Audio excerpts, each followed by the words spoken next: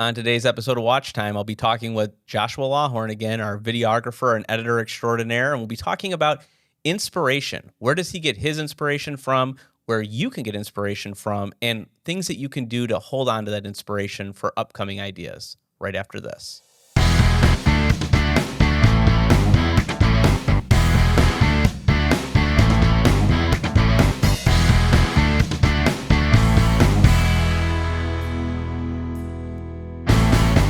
Welcome back to Watch Time, everybody. I'm here again with Joshua Lawhorn, our expert videographer, DP.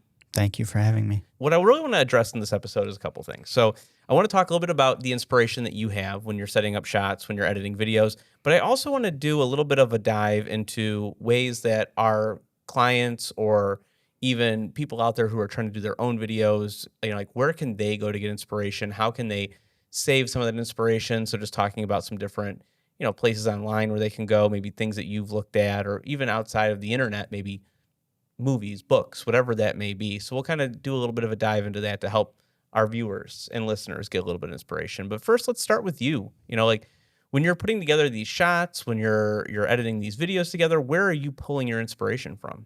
A lot of coffee. Yeah, just things that I've seen in the past. Usually like movies, shots that I've seen. I also get a lot of inspiration when I go on walks or when I go running. I usually think of things. Is there anything specifically though, from your past or things that you try to draw from? I know you're a big movie buff, so movies that you're pulling from, or a style that you like that you kind of pulled from past movies, or even friends that you've seen do things. I'm a big fan of Roger Deakins. He's award-winning DP. He shot 1917. He shot pretty much anything the what are the brothers called? The Coen brothers have done. Did Fargo.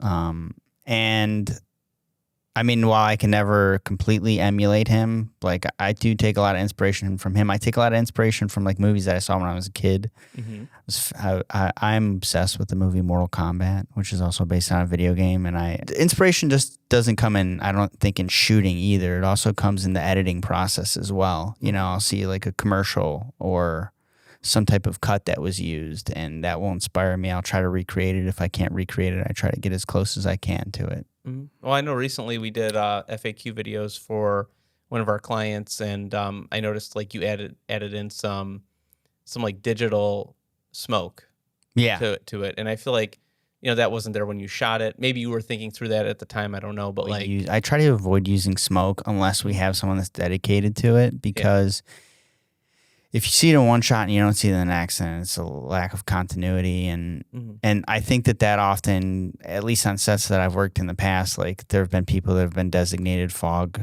and they just drop the ball. And it's I just wanted to avoid that. But I know that we've done other work for that same company, and we used fog in it, and it actually made the video, look really it upped the production on the video. So. Well, I think your point about movies and television shows, I think that's an easy thing for people that are watching and listening to draw inspiration from. Maybe not necessarily matching shot for shot, but looking at, just the style.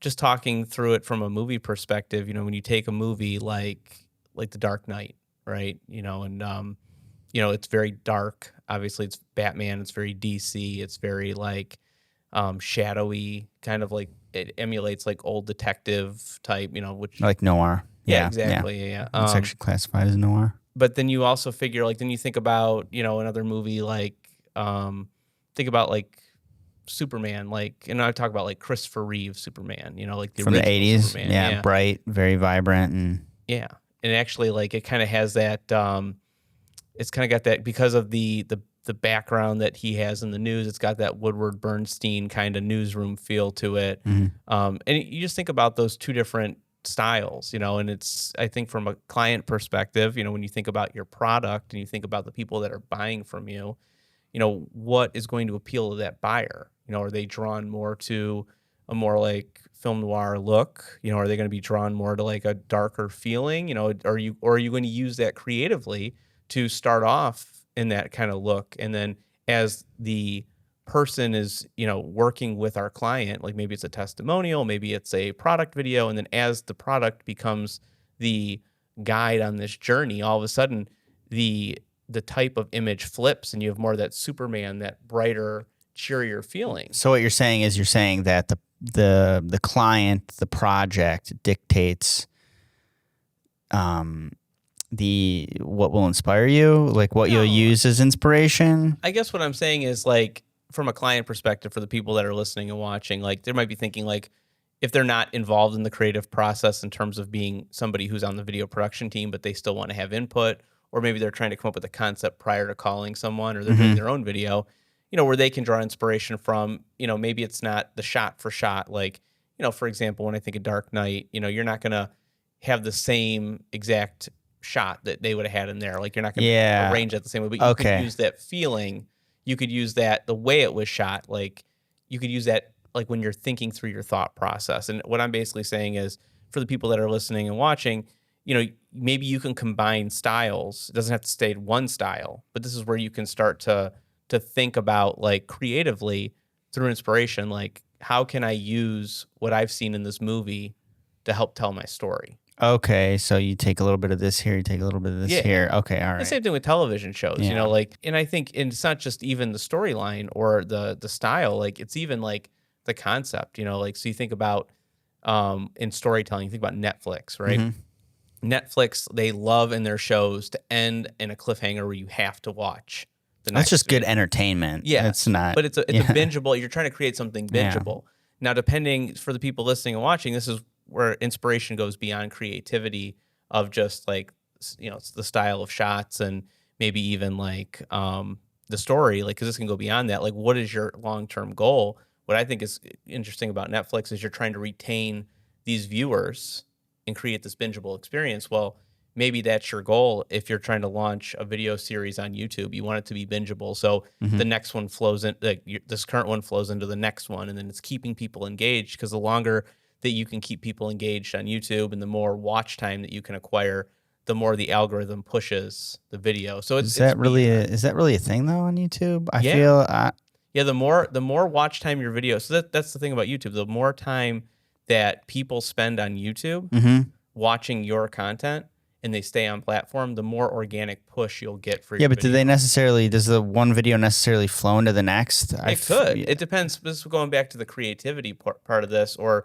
the planning part of this, where you get inspiration from. If you go, I need to create this bingeable experience like you see on Netflix, so people stay on the platform and continue to watch, because I want organic push and I want to keep them engaged. So then you write your story in such a way that one video can flow into the next. I mean, if you think about it, like, YouTubers kind of already do this in a sense when they say, hey, like, I just did this review on this product. And you're like, okay, yeah. And they're talking about, like, this is the product review. And then they go, if you want to see my in-depth review, click the video right here. Or if you want to see, and it's really what they're doing is they're trying to prompt you, like, this was really good if you found value in this. I have seen, in, like, usually they're in, like, reels, or they're in the vertical clips where someone will say something at the beginning and then the end of the video leads right back into the beginning. I've been seeing that a lot lately.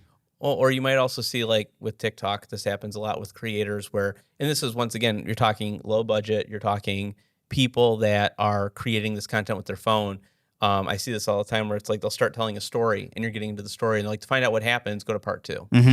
Yeah. And that's a great way to just keep that algorithm rolling. So this is like looking for inspiration outside of just the creative, but also in the strategic. So there's all kinds of ways I feel like people can look at what's going on in the world around them to draw inspiration from, whether that be for the creative side of the video, the strategic marketing side of the video, or just from a customer perspective, drawing on empathy, that, like, from, thinking about your customer, like, what are they looking for? And maybe that inspiration is looking at people that are having similar pain points that your product serves, and like, where are they searching for, I guess a solution for this, or, like, where are they hanging out? And you can draw that inspiration from, you could be on Facebook and be in a Facebook group and find out, like, oh, this is the person that I'm trying to sell to, and look, they hang out, on this forum. Maybe I need to be on that forum and, like, start answering questions. So inspiration is all over. So it's beyond the creative, it's beyond the strategic. It's for, I guess all parts of the project. I think of like, locations can be inspiring too. Conversations that you have with friends and family. Yeah, I didn't really think of it. I don't really look at it from the business perspective. I look at more, creatively, like, oh, that'd be a cool place to shoot, or that thing that person said that was interesting. How do I take that and morph it into an entire conversation? But, going from the perspective of even your personal work, right? So like, I think about like, you could go to a film festival, right? And maybe that film festival, you get a good feeling from being there, like the people that are attending, the people that they usually ask to be judges. And you kind of see the films that have gone through there and maybe strategically get inspiration to go, this idea I have for this film that I want to make, like we need to put it in this festival because these are my people for this idea. Yeah, you're right about that. Every festival has a theme every year. Sometimes that can be to your detriment because you might be playing to what was last year's theme. I mean, it can be a hit or miss, and you can try that method and it might work and it might not. Inspiration can be pulled from everywhere. And it leads me into my next, I guess, segment of what I really wanted to walk away with is like, what do you do with it? Like, how do you manage it? And I think, and I mean, obviously you'll have your methods too. And I want to hear like what your methods are in this, but like just off the top of my head to kind of get the conversation started, I think about like Pinterest boards, right? Like I think Pinterest boards are a great thing, especially if you're like trying to create a campaign or if you're trying to create creative, like a video. You can have a board. I mean, you could literally start Pinterest boards. One could be like video inspiration. So like you could have like different backdrops you like, different feelings that you like. You save it to that board. Campaign inspiration. You could see video campaigns that you think, I really liked this video campaign. You could save it to that board. Like, why did you like it? Well, I liked that it was in a 3-part series and it flowed one or the other. I liked that there was a video that was on social media that drove someone to the website. So you can save stuff like that.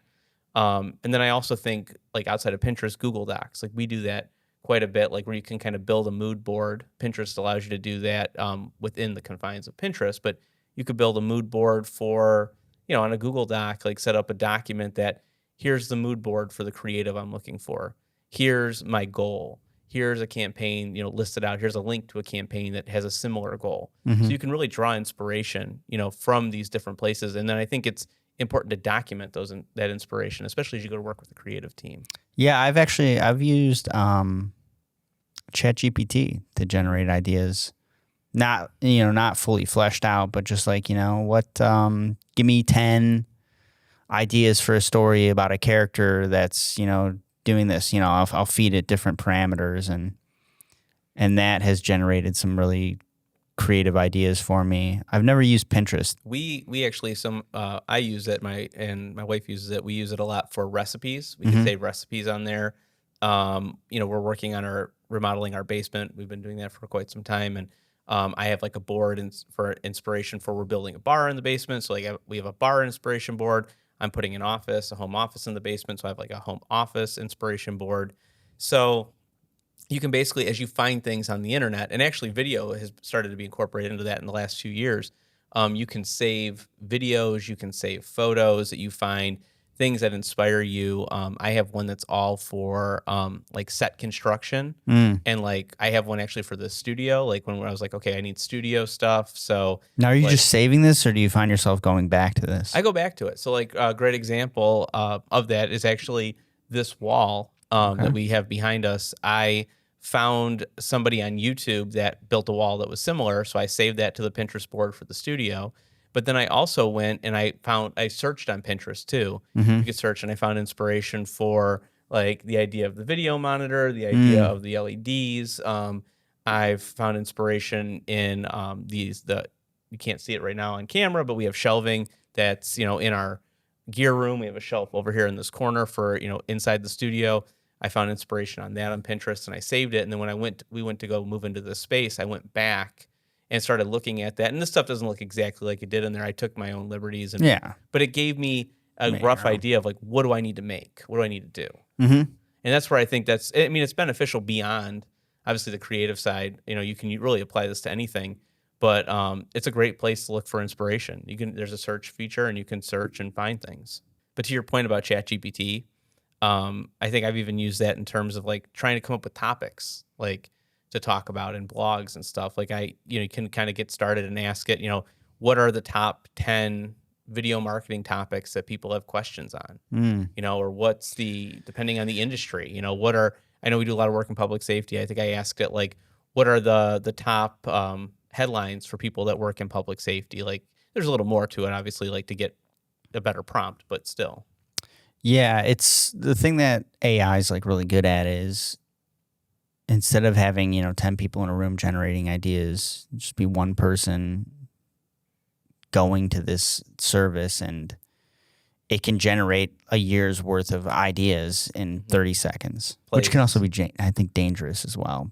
But you can go down the rabbit hole. Yeah. That's the problem. I feel like if you have too many, then I think some people get analysis paralysis and they don't start. But I do think it's a good place for like people, especially people listening and watching. Like if you're just like, we get this question a lot of times. People are like, I don't even know where to start. Like, what videos should I make about my business? You should just start, honestly. You should start, yeah. But if you're looking for topics, like, if you're a lawyer, you like, what are, I always think FAQ videos are a great thing, like answer a question.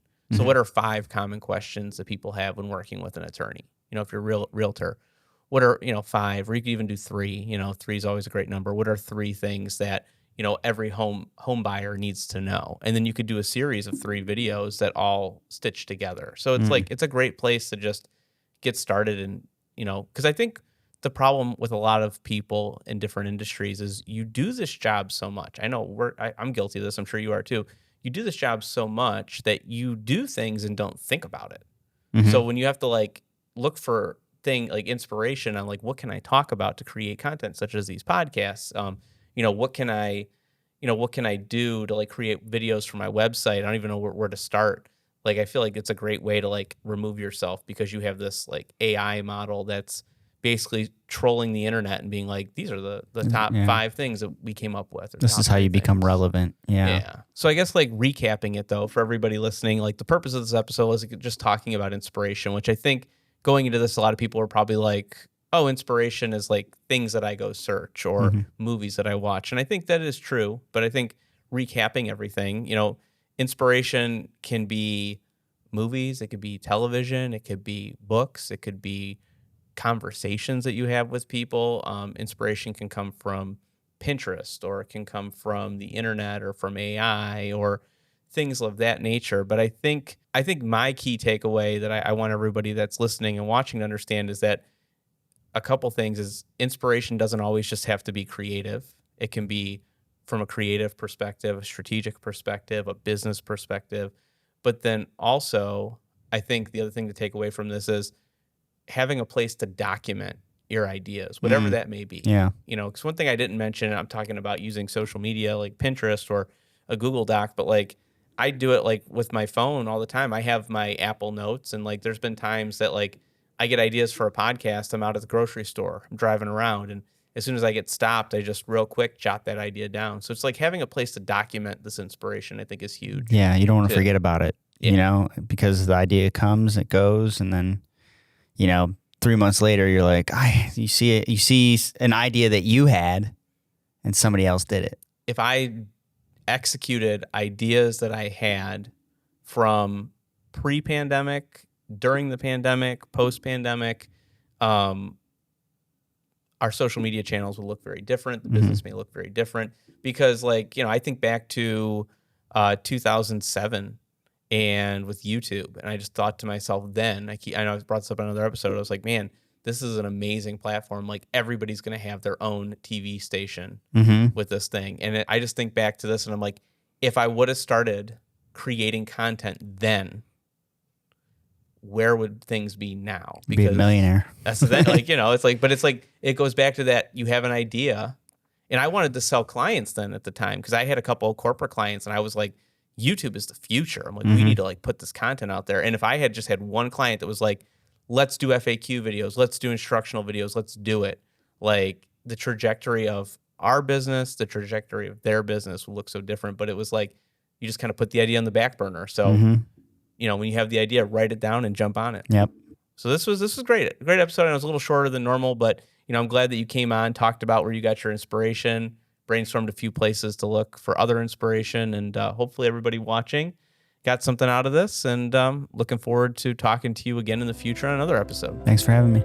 Thanks for listening to Watch Time. We hope you guys enjoyed today's episode. And remember to like and subscribe so you don't miss future episodes. And if you want your question answered on our podcast, go to flexmediacle.com/watchtime.